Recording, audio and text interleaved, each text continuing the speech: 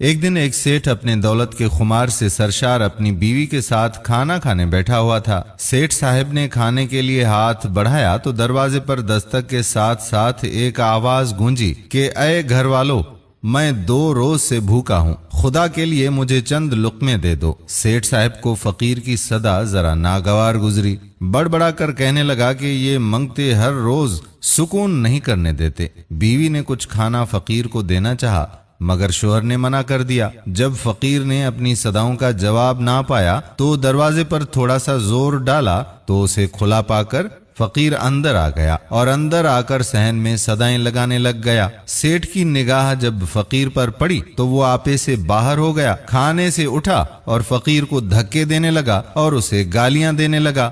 آخری دھکے کے نتیجے میں فقیر دروازے سے باہر گلی میں نکل گیا۔ کچھ دنوں کے بعد سیٹھ کو کاروبار میں نقصان پر نقصان ہونے لگ گیا، وہ پریشان رہنے لگا۔ چند ماہ میں گھر وغیرہ زیورات سب کچھ نیلام ہو گیا۔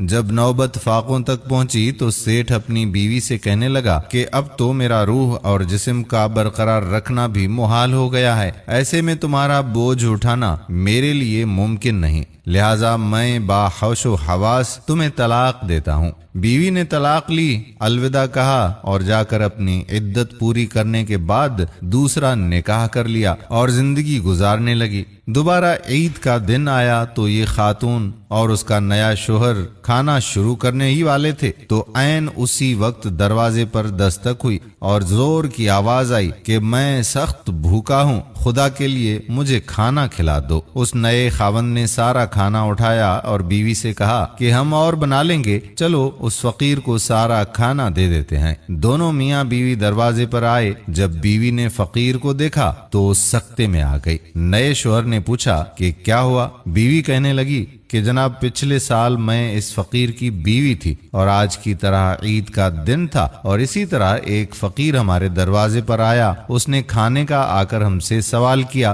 مگر میرے اس سابقہ خاوند نے تکبر کے نشے میں دھت ہو کر اس فقیر کو دھکے دے کر گھر سے نکال دیا تھا۔ شوہر کہنے لگا کہ مجھے ذرا غور سے دیکھو، پچھلے سال تمہاری دہلیز پر آنے والا فقیر میں ہی تھا۔ دوستو، اللہ رب العزت دنوں کو لوگوں پر پھیرتا ہے اور اس کبریا کو انسان کا تکبر بالکل پسند نہیں۔ اس کی نظر میں امیر، فقیر، غریب، لوور کلاس، اپر کلاس سب کے سب برابر ہیں۔ یہ کلاس اور یہ اسٹیٹس انسانوں کی بنائی ہوئی ہیں، ورنہ اللہ تبارک و تعالی نے صرف ایک ہی کلاس بنائی تھی اور وہ ہے انسانیت۔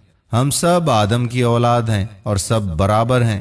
ہاں، اس کی بارگاہ میں اگر کسی کو عزت ہے تو اس کی جو متقی بندہ ہے۔ دوستو، اقوام کی تاریخ حیات عروج و زوال سے بھری پڑی ہے، جہاں عروج کے پیچھے طویل جدوجہد اور تپاسیا کار فرما ہوتی ہے، بالکل اسی طرح زوال و پستی کے بھی ان گنت محرکات اور عوامل ہوتے ہیں۔ ان عوامل میں پہلے نمبر پر تکبر اور غرور ہے، جو مہینوں میں عروج کو زوال میں بدل دیتا ہے اور بعض اوقات مال کے عرض و سما جابرین اور متکبرین کی رسی دراز کر کے انہیں مہلت در مہلت دیتا ہے اور کبھی لمحوں میں تکبرین کا تکبر خاک میں ملا دیتا ہے۔ یہ سب بساط اس مالک کی بچھائی ہے اور نہ جانے کب پانسا پلٹ جائے، اس کے راز وہی جانے۔ چاہے تو قطرے کو اٹھا کر دریا بنائے اور اگر چاہے تو عزت و دولت کے تخت سے اٹھا کر ذلت و رسوائی کے اندھیری غار میں دھکیل دے۔ اللہ پاک تکبر کرنے والوں کو پسند نہیں فرماتا، اس لیے تکبر سے گریز کرنا چاہیے۔